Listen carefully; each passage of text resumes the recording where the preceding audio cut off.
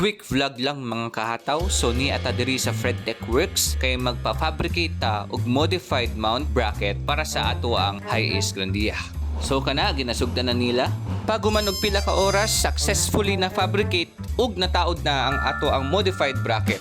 Mao ini ang napalit nako nga suga para sa atong high-ace Grandia for bulbs, LED projector na. So pa-wiring na lang atong kulang ani, so if pa-wiring gani dirita sa RDM. Proven and tested ang quality. Unfortunately, di kalito bundak ang grabe kakusog nga ulan ug natambay ta diri sa RDM branch and nasapon nato si Sir Moto Papsi nga gapawiring pod sa iyang Mio. Shout out sa iyo Moto Papsi sir. Sa ni pagpawiring karon nga ulan. Tungod kay kusog kayo ang ulan ug dili matrabaho ang van dadto sa ilahang branch sa Bulwa. Naata diri karon sa Shine and Shimmer para mapadayon og wiring ang atong sakyanan. Ready na kayo for long night drive. So God bless and RS sa inyong tanan. See you on the next one.